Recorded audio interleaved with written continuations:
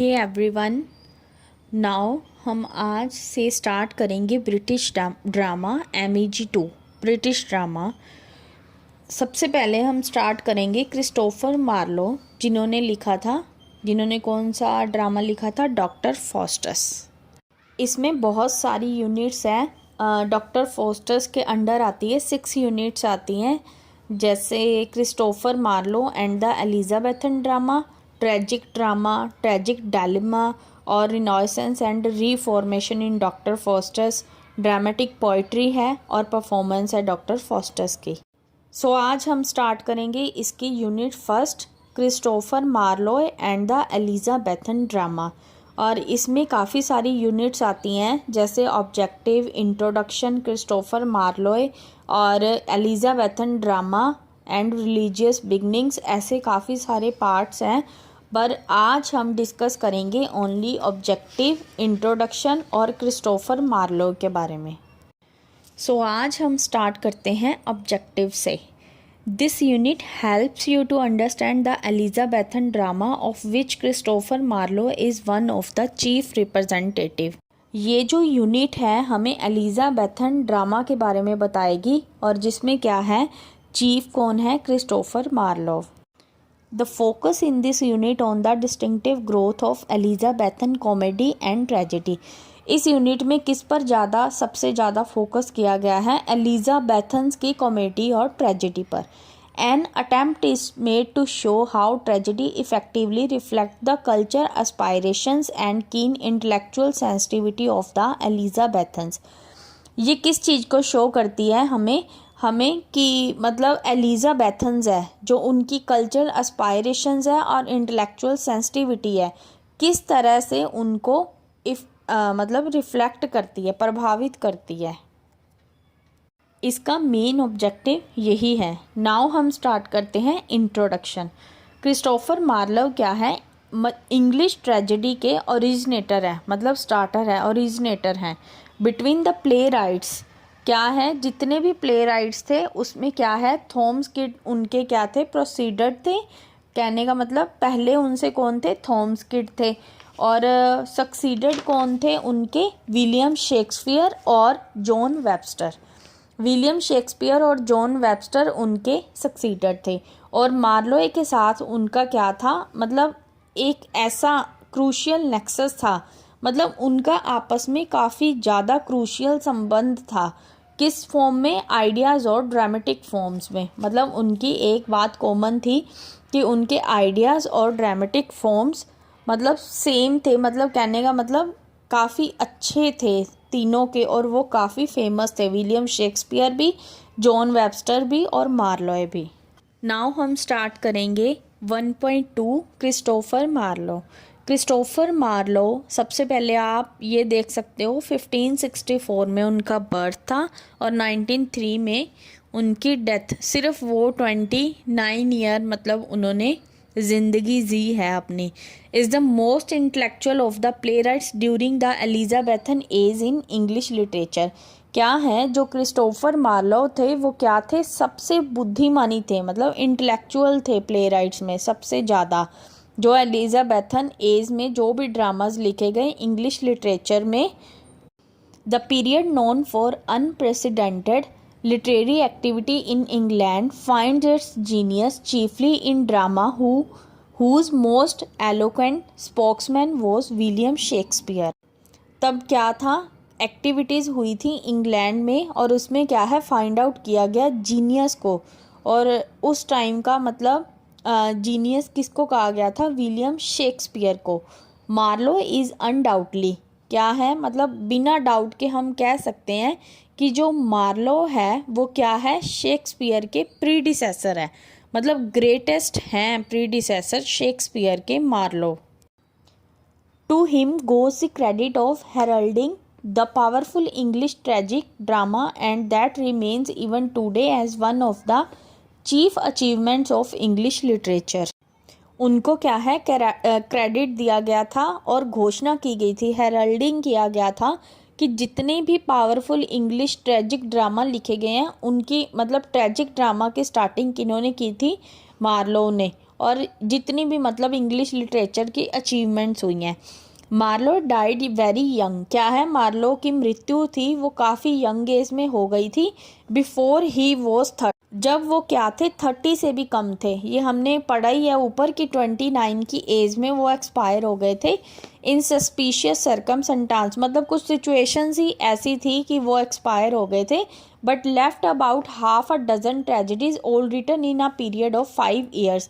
क्या है, उन्होंने half a dozen means to say 6, मतलब उन्होंने 6 मतलब राइट्स किए थे 5 सालों में। उन्होंने 6 ट्रेजेडीज उन्होंने 5 सालों में लिखी थी। उनके नाम ये लिखे हुए हैं और ईयर भी लिखे हुए हैं, आप रीड कर लेना। तंबूर लाइन है, डॉक्टर फोस्टस है, the Jew of Malta, Edward second and the massacre at Paris, endowed with vast biblical and classical scholarship.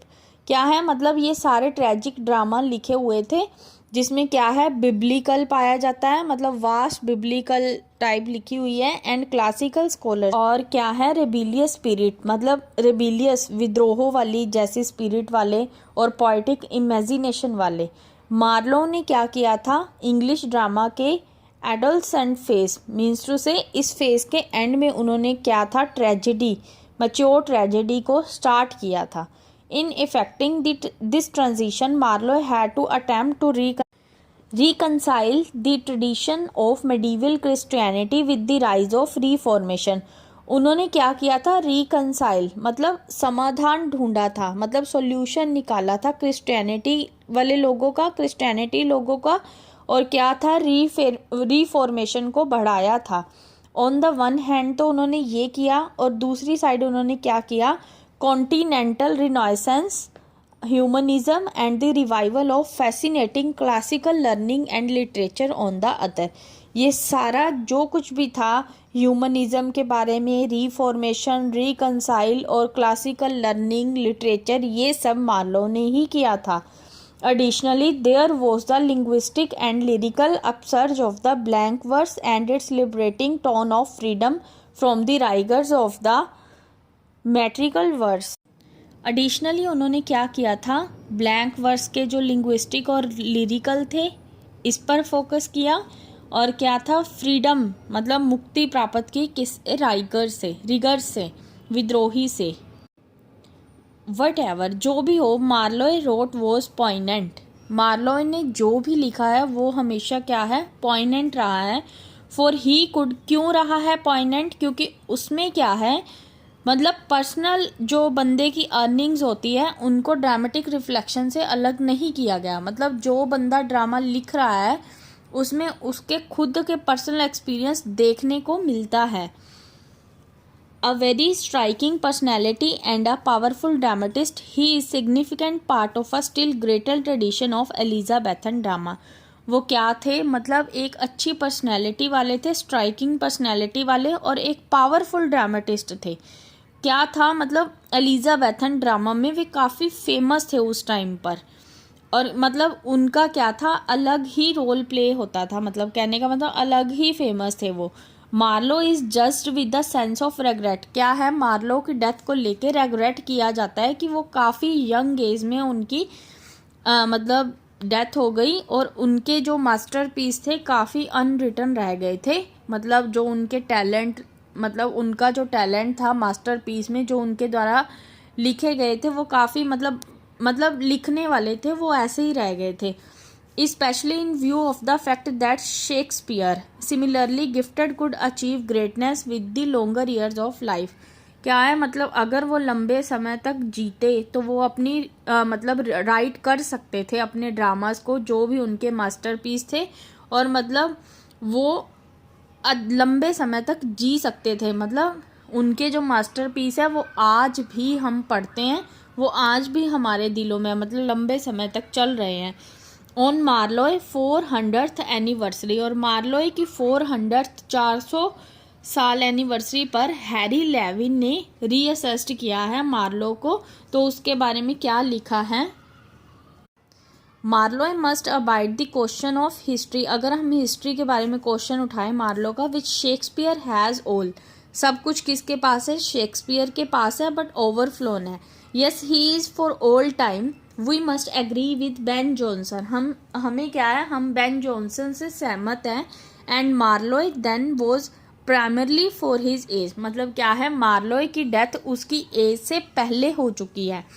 Certainly ही कॉच इट्स इंटेंसिटी, मतलब क्या है, उन्होंने तेजी से सब कुछ किया, मतलब रिदम्स लिखी उन्होंने, ड्रामेटाइज किया डायलमास को। और no Elizabethan writer had previously done, जो इससे पहले मतलब मार्लोय से पहले कोई भी राइटर नहीं रहा एलिजाबेथन एज में।